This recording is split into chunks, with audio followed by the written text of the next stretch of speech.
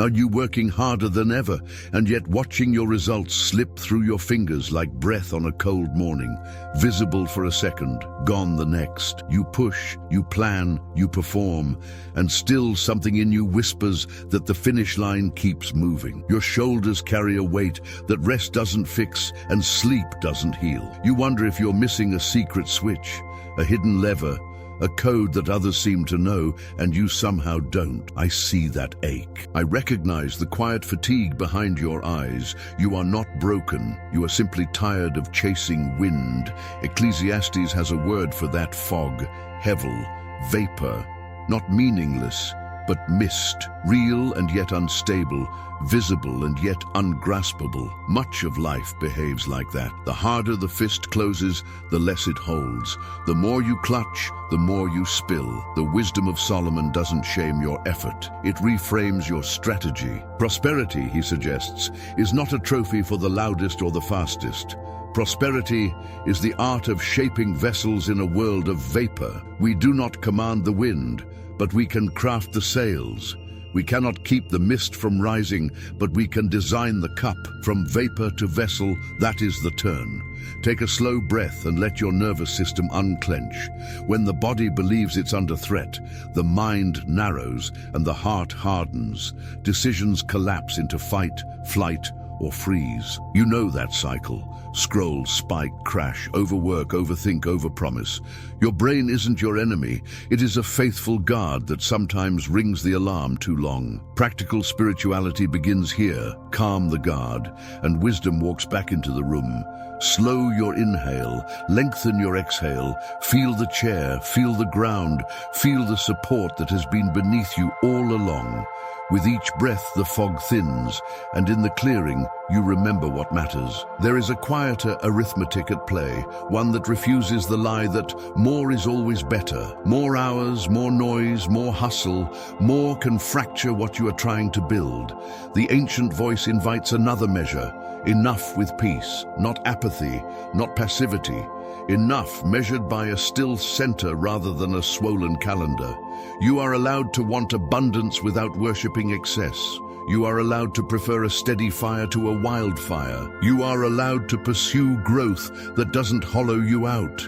This is not laziness, this is wisdom that protects your future from your frenzy. Listen to your body's seasons the way a farmer reads the earth. There is a time to plant and a time to harvest, a time to sharpen and a time to swing, a time to speak and a time to wait for the soil to do its quiet work. When you live out of season, everything costs more than it should and returns less than it could. When you honor the rhythm, time multiplies effort. You have felt this before, the day when one focused hour outperformed a scattered 10. That was not luck, that was alignment. The code is not only what you do, the code is when. Under uncertainty, the mind wants guarantees, and perfection becomes the excuse that keeps you from planting. You stare at the sky, waiting for the wind to settle, and the day slips by. The wisdom text smiles gently and says, sow anyway. Sow small, sow daily, sow even when you can't predict the weather. Diversify where you can, not to scatter yourself thin, but to give your future more doors that can open. Little seeds planted often become a forest of options. Faith is not fantasy. Faith is disciplined planting in imperfect weather, and you are not meant to do this alone. The myth of self-made sounds brave until the storm arrives. Two are better than one, and a cord of 3 strands holds when the gusts rise. Prosperity is personal, but it is never solitary. Your next level is likely living in someone else's insight, and their next level may be waiting in your generosity. The rope strengthens not by force, but by weaving. When you braid trust, truth, and time, you build something that will not snap when the wind tests it. Still, even the strong stumble when chance cuts across the track. The race is not always to the swift, nor the battle to the strong, and this is not a threat. It's a mercy. It means You don't have to outrun everyone to live well. You need margin more than momentum. You need buffers in your money, buffers in your time, buffers in your emotions, so that surprise does not sink you. Margin is not wasted space. Margin is the shoreline where the waves can break without swallowing the land. So we begin here with tenderness and truth. You are not behind. You are not disqualified. You are standing at the edge of a wiser way to prosper, one that respects your soul, one that aligns with reality, one that treats time as a friend and not a tyrant. Feel the air on your skin, notice the rise and fall of your breath, and imagine your life as a vessel being shaped on the wheel. The clay is wet, the hands are steady, the water is near, from vapor to vessel, from grasping to gathering, from chasing to creating. Are you ready to begin? There is a moment when the heart admits what the calendar already knows. The effort has been relentless, yet the gains feel fragile, almost translucent, like mist that glows for a breath and dissolves. Targets shift, rewards shrink in the hand that finally reaches them. The mind keeps promising that one more push will steady the ground, and the body keeps signaling that the ground is not the problem. Something deeper is off. The old creed repeats itself inside the chest. More is always better, and the nervous system nods, as if that sentence were a law of physics. Yet a thin sadness lingers. It is the sadness of chasing what refuses to be caught. Ecclesiastes names this experience with a word that carries the weight of honesty: hevel, vapor, not nonsense, not nothing, vapor, real enough to see, too unstable to hold. In that naming, there is mercy. Life contains beauty and breath and reward, and at the same time much of it behaves like morning fog that rises with the light. The wise heart learns to honor both truths. It looks at the fog without fear, and then turns to craft the vessel that can gather what the fog offers. Prosperity becomes less a prize handed to the loudest and more a craft learned by the attentive. Listen to the quiet paradox placed like a lamp in a dim room. Better one handful with quietness than two handfuls with toil and the chasing of wind. The line does not despise gain, it sifts gain. It asks what kind of gain keeps the soul intact. One open hand that holds enough with peace will outlast two clenched fists that grip more with a frantic pulse. This is the filter. Hold it up to every offer, every habit, every metric, and watch what falls through. The frantic looks impressive from a distance. Up close, it trembles. The image of the hand teaches without argument. An open hand can receive, can release, can breathe. A clenched fist cannot. It squeezes until even good things feel like burdens. When mind and heart live in clenched mode, relationships bend under pressure and gratitude dries up. The body records this posture with a tight jaw, a shallow breath, a constant readiness to sprint. Emotional neuroscience describes the cost. Long hours in a threat state narrow perception, distort risk, and make wise choices feel impossible. Calm is not the enemy of achievement. Calm is the soil where achievement can grow roots. In this light, a different measure begins to rise. Not the swollen list, not the swollen week, not the swollen ego that needs proof every hour. A one-handful measure appears. It gathers income, hours, and peace to the same table and lets them speak to one another. When these three are aligned, work nourishes rather than consumes. Time becomes a channel rather than a grinder. The inner room is not torn apart to decorate the outer one. This is not minimalism dressed as virtue.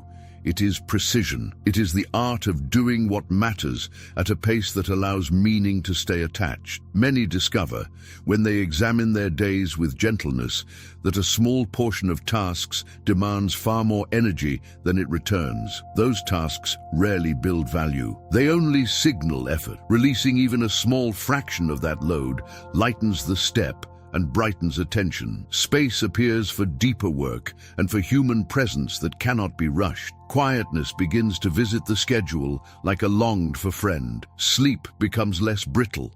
Conversations feel less like collisions.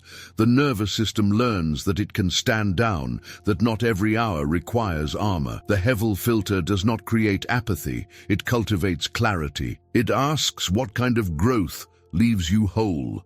It asks what kind of pursuit lets love survive the journey. It asks what kind of wealth can be enjoyed without apology. When the filter is in place, the eye sees through the mirage of constant escalation. The body recognizes the trap of always stretching the horizon. Gratitude becomes possible again, not as a slogan, but as a sensation in the chest that spreads warmth through the ribs and loosens the shoulders. There is also freedom here for ambition, to be honest. The ancient wisdom never mocks skill or strategy. The point is not to shrink desire.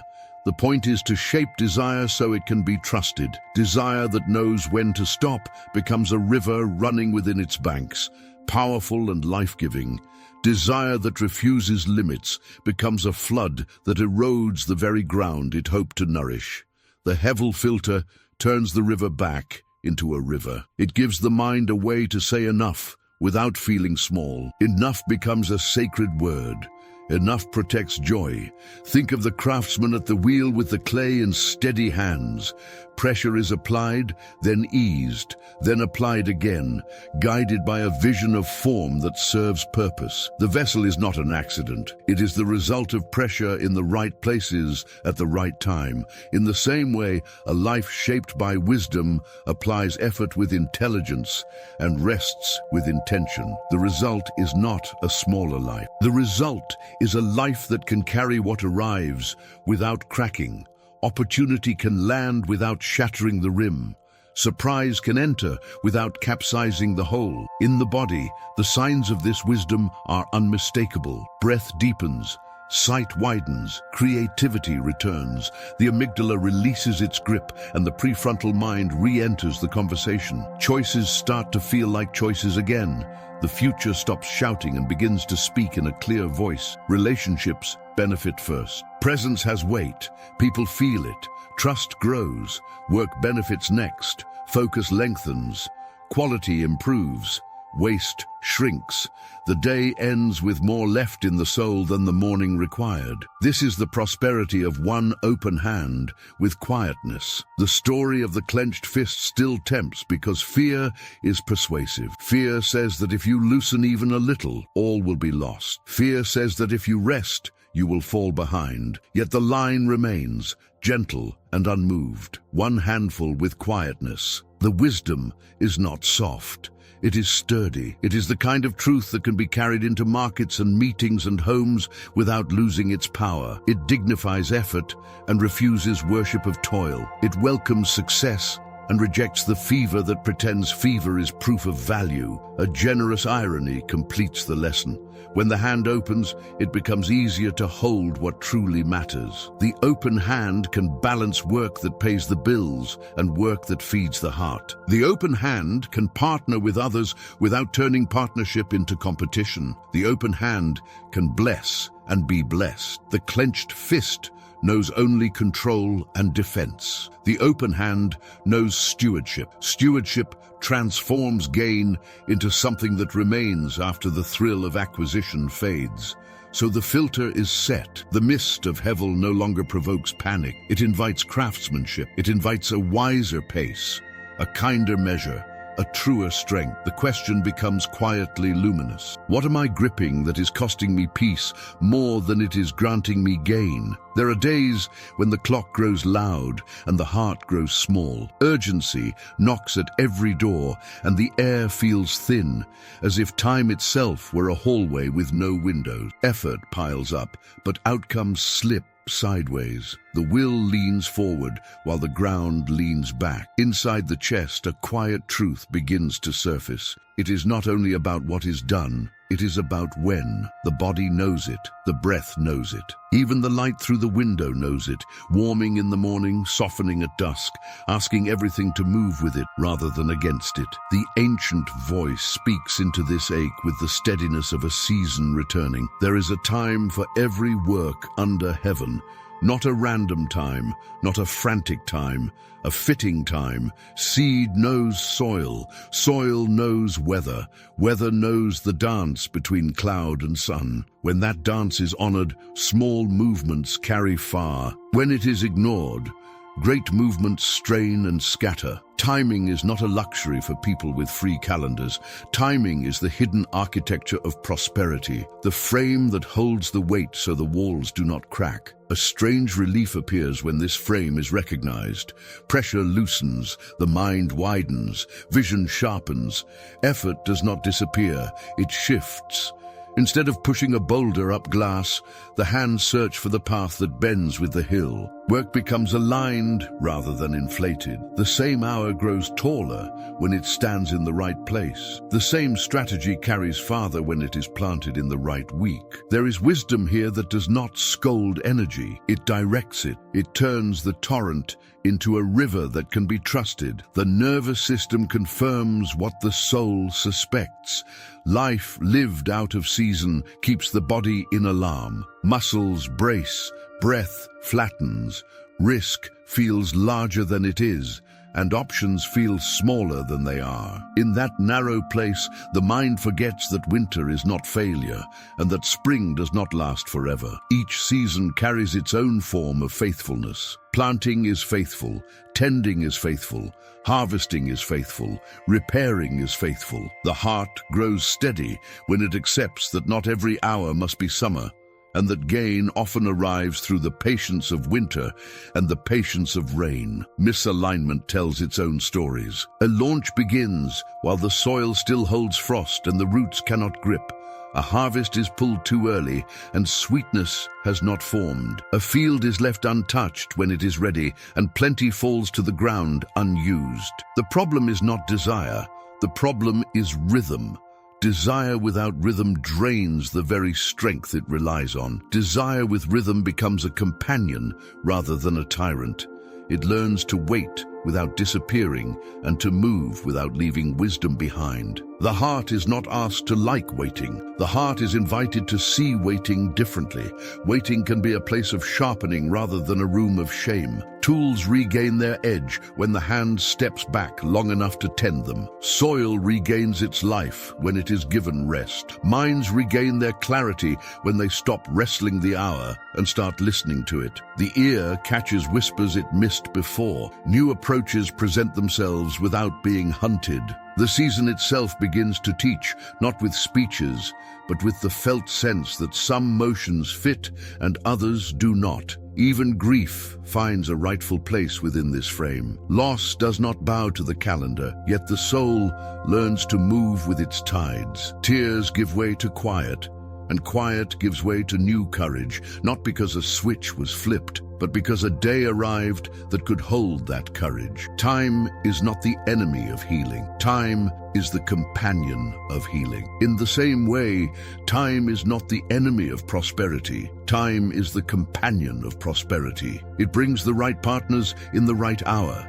It opens the right doors when the hands are ready to hold them. Consider the inner climate of a person who honors the season. There is energy, but it is not frantic. There is rest, but it is not empty. There is focus that lands where it counts, and there is space where the soul can breathe. Calls are made when listening has deepened. Work is advanced when roots have formed.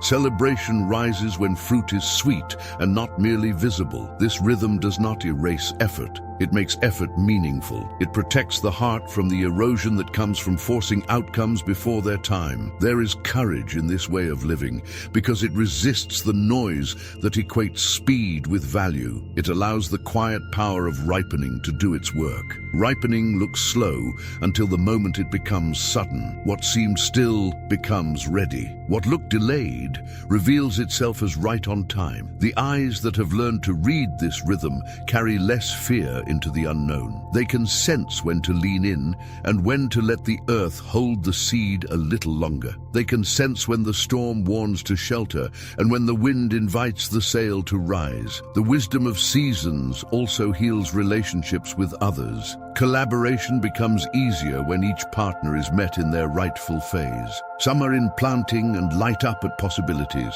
Some are in tending and hold the line with patience. Some are in harvesting and reveal what excellence looks like. Some are in repairing and guard the integrity of the foundation. There is honor in recognizing these differences.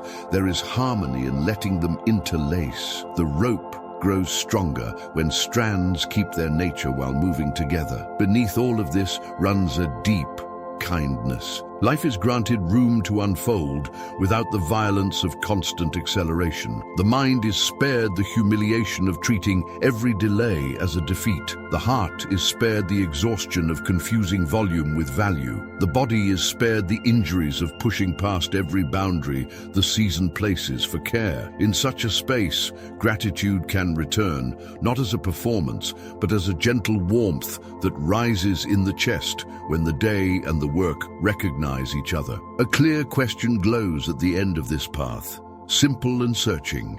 Which action am I forcing out of season, and what would in season look like? There is a hush that falls over the mind when the sky looks uncertain. The air tilts. The forecast mutters maybe. Plans circle in the head like birds that cannot find a place to land. In that weather, the heart postpones beginnings and calls it wisdom. The thought whispers that clarity is coming soon, that soon the wind will calm and the clouds will arrange themselves into a sign, and then planting will feel safe. The body nods because the body loves safety, yet days slip by. The field waits.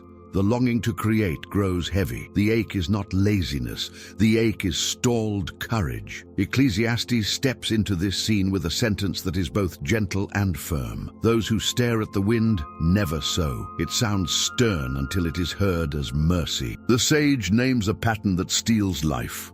The sky will rarely announce the perfect moment. The ground will rarely promise a flawless yield. The world we live in carries mist and chance and surprise, and still seed belongs to soil. The wisdom is not a call to recklessness. The wisdom is a turning away from paralysis toward motion that fits the hour. Planting in imperfect weather becomes an act of trust in a design larger than the present gust. The mind protests because the mind seeks guarantees. It wants a line that runs straight from cause to result without detours. When it does not find that line, the nervous system raises alarms, muscles brace, thoughts loop, options vanish under fog. Emotional neuroscience gives language to what the soul already feels. Uncertainty narrows attention and feeds caution until caution becomes a cage. The way out of that cage is not a heroic leap. It is the smallest honest act that restores movement. When a person begins to sow in small ways, the body receives proof that the world is not only threat. Breath deepens.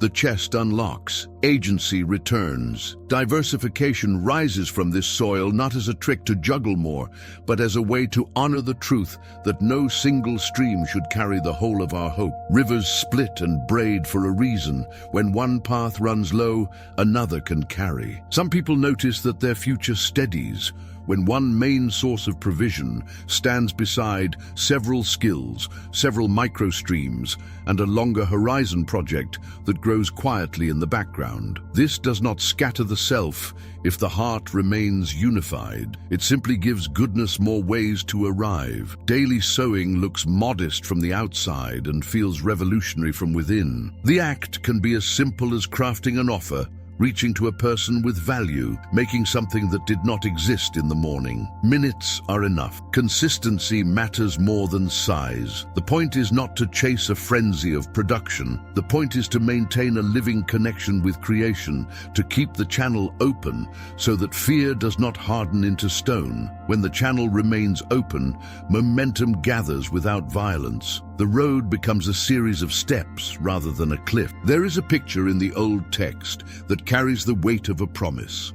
Cast bread upon the waters, and in time it returns. To modern ears, this sounds impractical, even foolish. To a wise heart, it reads like a map of how return often hides inside patience.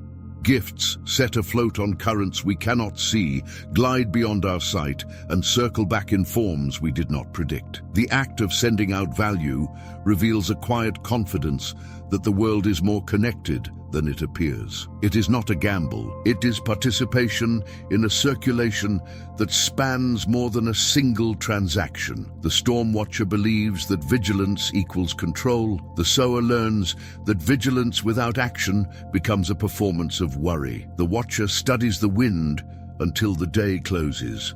The sower studies enough to respect the weather and then lowers seed into earth. This difference reshapes the inner world. The watcher sleeps with a racing pulse. The sower sleeps with soil under the fingernails and a tiredness that heals.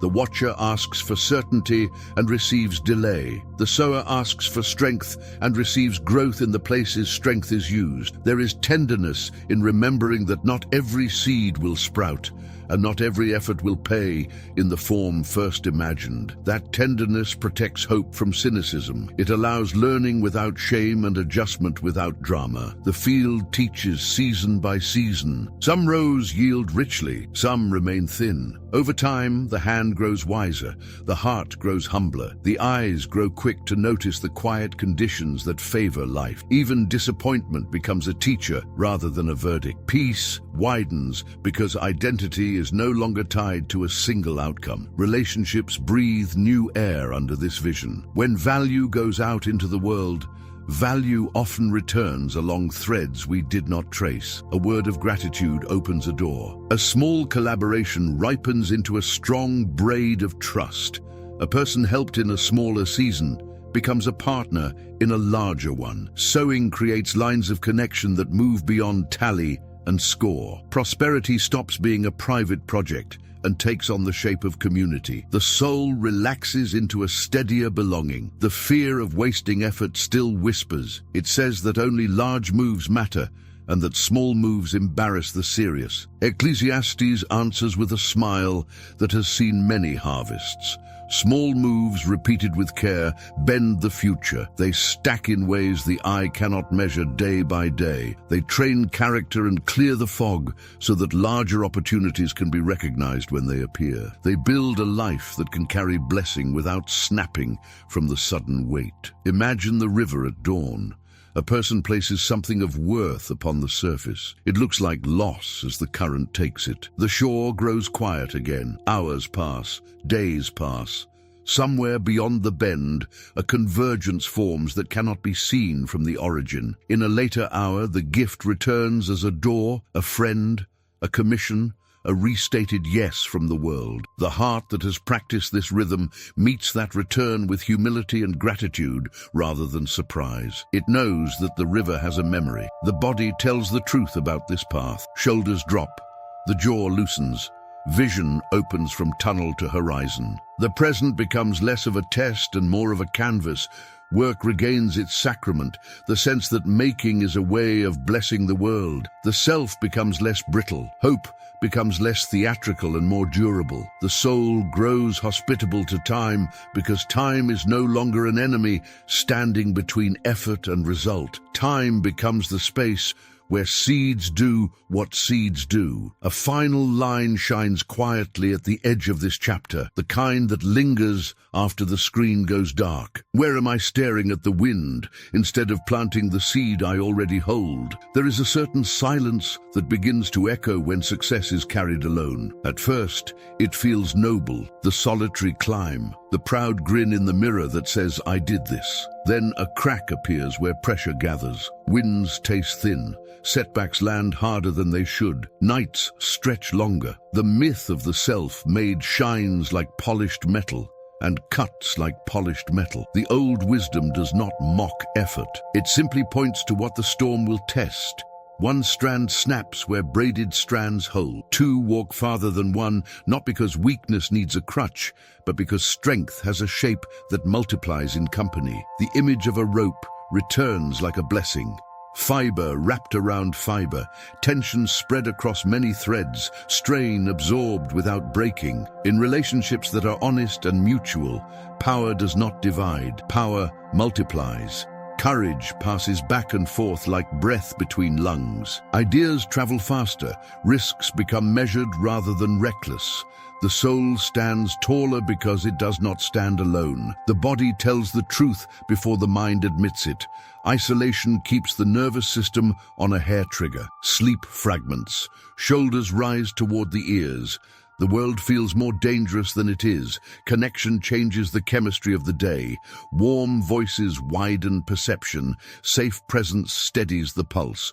The heart remembers that danger is not the only story. Emotional neuroscience describes co-regulation with clinical precision. Ancient wisdom described it long before the language existed. Two are better than one. A third chord turns good into durable. Trust grows slowly the way trees grow, a ring at a time. It asks for consistency more than spectacle. In the beginning, the exchange is small, a message answered with care, a promise kept when it would have been easy to delay, a bit of help offered without scorekeeping. Over time, those small threads twist into something that can carry real weight.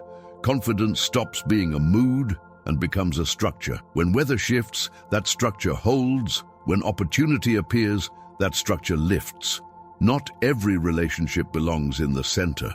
Some remain kind and distant, bright and brief. The heart becomes wise as it senses the few who move beyond transaction into covenant. There is a texture to these bonds. Conversation feels like oxygen rather than argument. Correction arrives with dignity rather than shame. Presence refuels rather than drains. Shared labor feels lighter than solo strain. Generosity does not require a spreadsheet to make sense. Gratitude becomes the natural language of the room. Many people carry a hidden ache that partnership will cost them their voice. The fear is understandable, uneven alliances wound. Yet there is another reality. Healthy alliance strengthens a voice until it can carry farther without shouting. In such spaces, feedback does not erase identity. It refines it. Difference becomes a resource rather than a threat. Edges round where they should and sharpen where they must. The work grows better because more than one set of eyes can see and more than one set of hands can build. When relationships become prosperity capital, resilience shifts from an idea to a living experience. A door closes and an unseen door opens because someone who believes in you hears about a fit that you could not have found alone. A moment of doubt rises and steadies because a word arrives from a person whose memory of your strength is longer than your own. A challenge grows technical and quiet expertise steps forward from within the circle. The future stops hanging from a single hook. It rests on a frame. There is a quiet economy at work here, measured less by transactions and more by the flow of value. Insight moves one way, opportunity moves the other, resources move both ways. Honor moves through all of it. The tastes of this economy are subtle at first. Fewer emergencies, cleaner decisions, better timing, less rework, more joy. Even success feels different. It carries community within it, and because it is shared, it does not narrow the soul into a guarded corner. The braided life asks for presence more than drama. It asks for reliability that stands when the music stops. It asks for words that match actions and actions that match words. Where this alignment appears, peace grows thick. Storms still come. The difference is felt in the shudder of the hull. Pressure spreads across the strands. The rope sings and holds. The mind remembers that strength is not only measured by how loud we push, but also by how well we are held. There is a tenderness in this way of prospering because it honors how human we are. We are not machines that produce value on demand. We are souls that exchange strength through connection. Our best thinking often rises in conversation. Our best courage often wakes when a trusted face nods. Our best work often matures under the shade of shared vision. The world remains uncertain, and yet within that uncertainty, the presence of faithful companions becomes a sanctuary where creative risk can breathe. A simple sentence settles like a hand on the shoulder. Two are better than one. A cord of 3 strands is not quickly broken. The line does not argue. It remembers.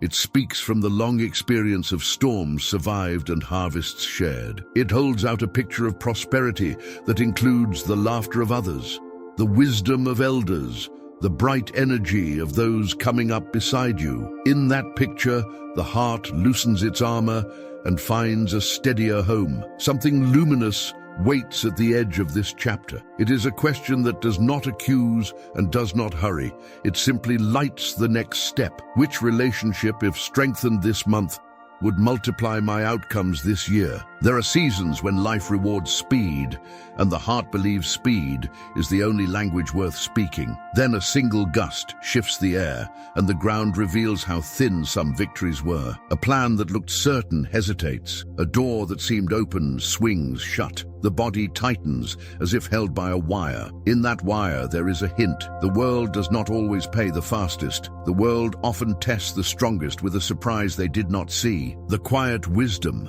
that has watched many races simply says that the race is not always to the swift, and the battle not merely to the strong. Time and chance brush every life. This is not a threat. It is an invitation to build differently. Margin becomes the invitation turned into shelter. Momentum is energy in motion. Margin is room to absorb what motion cannot predict. Momentum feels thrilling, and it has its place. Margin feels humble, and it saves the day. Margin is the shoreline where waves can break without swallowing the land. It is the extra breath during a hard climb. It is the space in a song that lets the note bloom. Prosperity that lasts grows in that space. It grows where there is room for error without collapse, and room for surprise without panic. The nervous system recognizes margin as mercy. In a constant rush, the body lives in alarm. Perception narrows. Choices look binary. Risks either look invisible or enormous. With a little room, the threat state loosens. Vision widens, nuance returns. The mind steps back into the conversation with steadier hands. Emotional neuroscience names this an expanded window where wise judgment can operate. Practical spirituality names it the inner room where peace guards the heart. The result feels the same. Decisions breathe. Courage becomes accurate rather than loud. There is an image that carries this truth into the bones. A storm-ready house rests on foundations that go deep and on walls that can flex without cracking. A glass tower shines brilliantly until the wind remembers what glass cannot do. The difference is not beauty. The difference is structure. A life built with margin bends and holds. A life built only on momentum sparkles and shatters. The ancient voice points to this with a gentle hand. It does not shame the swift. It simply insists that speed without depth leaves the soul exposed. Financial margin speaks with a quiet voice that sounds like oxygen. Enough set aside so that a sudden bill does not turn into a spiral. Enough span in a plan so that a delayed payment does not become a crisis of identity. This is not hoarding. Hoarding shrinks the heart and makes fear a ruler. Margin steadies the heart and makes generosity possible. With room around resources, giving does not feel like losing ground. Sharing feels natural, and opportunities can be welcomed without the tremor of desperation. Time margin changes the texture of a week in ways that are hard to measure until they are felt. A calendar with honest space holds interruptions with grace and holds breakthroughs when they arrive on their own schedule. Creative work often lands in that space between planned efforts. Relationships deepened by presence grow in that same space. The frantic mind believes empty minutes are wasted. The wise mind sees that the blank around the words helps the meaning stand out. Negative space is not nothing. It is what lets the image breathe. Emotional margin is the distance between stimulus and response, where dignity can stand. In that distance, a hard moment does not have to become a hard week. A sharp word does not have to become a broken bond. The self remembers that reactions can be chosen. The breath lengthens. The face softens. The inner weather calms enough to hear what the moment actually asks for. In such a state, love does not vanish under pressure. It widens. Conflicts become solvable rather than defining. Decision margin is the permission to let time show its hand. Some choices ripen with a night of sleep. Some require a second look after the heat fades. Wisdom has the patience to let dust settle. Wisdom also has the humility to bring trusted eyes into the room. The point is not to stall. The point is to allow enough room that a costly detour can be seen before it is taken. In that room, the yes becomes cleaner and the no becomes kinder. Regret thins because choices were not made against a wall. Optionality is how margin behaves when it meets the future. Small steps that can be reversed, small experiments that reveal reality without risking everything, moves that cap the downside while keeping the upside open. This is not timidity, this is courage with a seatbelt. It is the art of learning in motion, a posture that welcomes discovery and refuses catastrophe. Over time, this posture turns a random world into a place where surprises can help more often than they harm. The pressure to worship momentum grows loud when comparison takes the wheel. Someone else moves faster, someone else speaks louder, someone else posts bigger numbers, and the heart contracts. Yet the old line still holds its quiet ground. Chance visits every field. Storms waste no time asking for permission. In that world, the life with margin does not envy the sprint. It honors the marathon. It carries a pace that can last and a structure that can hold. It keeps its center when wind fractures other plans. Alliances find new strength in a margin-shaped life. When there is room inside the self, partners do not feel like competition for air. Collaboration can be generous because there is enough space to listen. There is enough patience to let gifts rise in their own rhythm. There is enough security to celebrate another person's harvest without shrinking. Margin allows the shared rope to carry real weight without burning the hands that grip it. This way of building does not erase ambition. It purifies it. Many discover that the most decisive moves are made by people who are not cornered. Space feeds clarity. Clarity feeds boldness. When risk is taken from a grounded place, the leap is clean rather than frantic. The heart can stand before outcomes without making them a verdict on worth. Success is received with gratitude. Setback is met with learning. Identity remains intact across both. In the end, margin is a kind of kindness toward the future self. It is a daily blessing placed in the path of a person you are becoming. It says you will not always be at your best, and you do not have to be. It says the world will not always bend, and you will not always break. It says that goodness does not require a sprint to arrive. It often arrives like a tide that needs a wide beach. The soul that believes this begins to walk with a steadier gait. Momentum still matters, yet it stops swaggering. Margin walks beside it like a quiet friend who knows the way home. A single question remains, clear and steady, as a lighthouse after rain. Where do I need margin before I need momentum? There is a way the morning teaches. Breath hangs in the cool air and then dissolves, a brief silver ribbon that cannot be held. The world speaks softly through that image. Much of life is like this, real for a moment and moving on. What fades is not worthless. It is simply not built to be gripped. In this honest light, the soul stops fighting the mist and begins shaping the cup. The turn is quiet, the turn is profound. From chasing to crafting, from grasping to gathering, from vapor to vessel. A different measure settles in when this turn begins.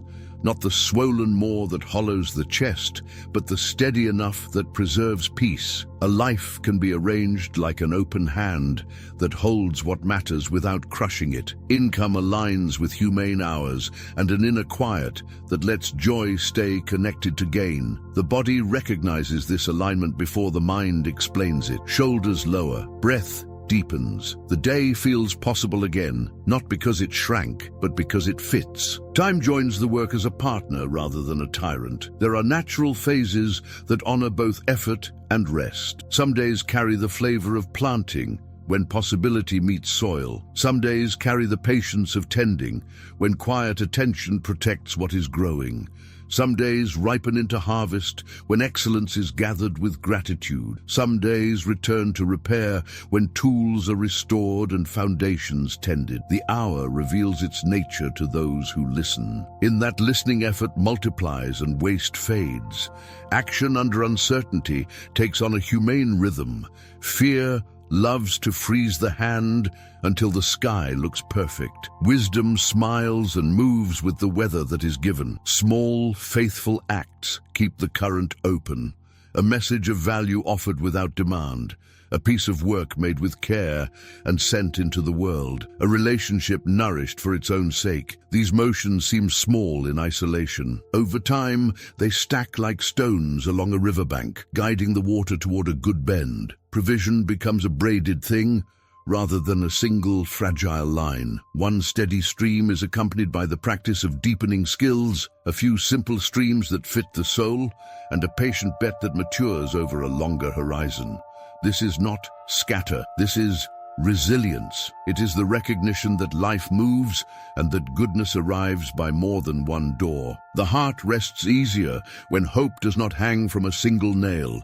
Connection enters as strength rather than as rescue. Companionship steadies the pulse. Honest voices widen perspective without shrinking identity. Trust weaves itself from small, reliable acts until it can carry real weight. The braided cord is not a slogan.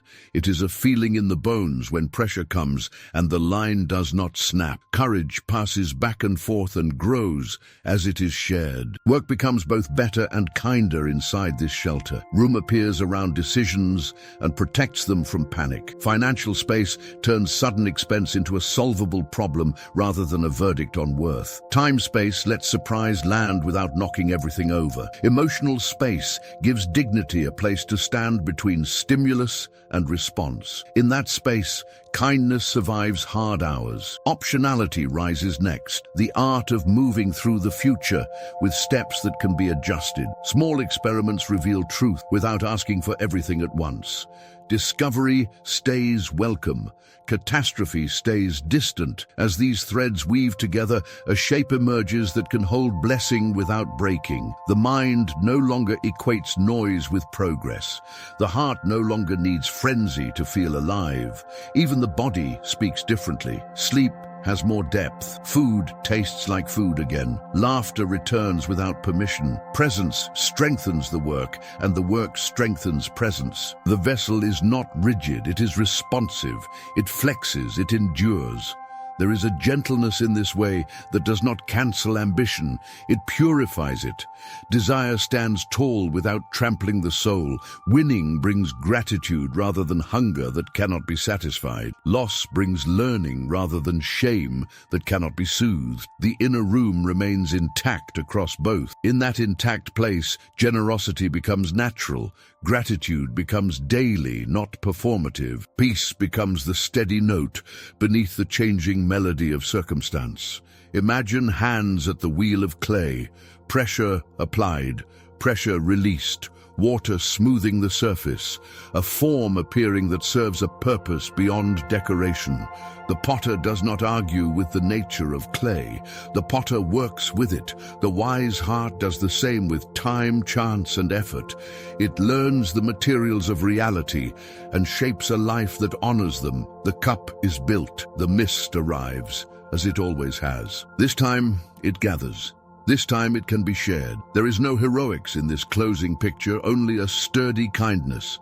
Enough with quietness, seasons honored, seeds planted in weather that is rarely perfect, bonds braided until they can hold real weight, space carved where panic used to live. These are not tricks, these are not hacks. These are the tools of a soul that has chosen to prosper without leaving itself behind. The screen does not need to shout for the last words to matter. They arrive like a soft bell. Which vessel will you shape so that what once slipped through your fingers can finally be received? Night approaches with a softer sky, and the day loosens its grip. What remains is not the noise of striving, but the gentle trace of what has shaped you from within. You can feel it in the way your shoulders lower and in the way your breath moves more freely. The story of the open hand returns like a friend. Enough with quietness. Not a retreat from excellence, but a wiser way of holding gain so that joy can stay attached.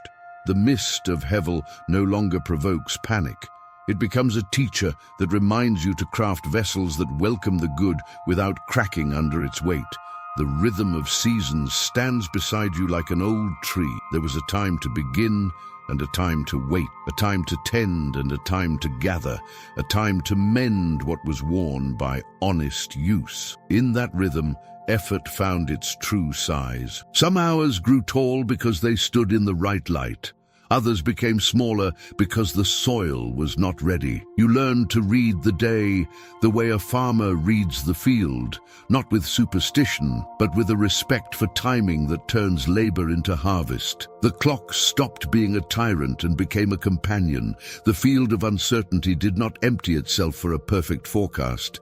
You stepped into its weather with a steady heart. Small offerings of value moved into the world like lanterns placed along a path. Work that mattered traveled farther than you could see, and sometimes returned with a kindness that felt like a door swinging open. The river carried what you set upon it and found its way back in forms you could not have planned. The wind still changed, yet it no longer ruled you. You became a sower rather than a watcher of skies. Strength found its truest shape in the company you kept. The myth of the solitary victory lost its shine, and the braided cord grew real in your hands. Trust gathered itself from ordinary faithfulness, from small promises kept, from steady presence that asked nothing dramatic and offered everything essential. In that weaving, courage moved back and forth and multiplied.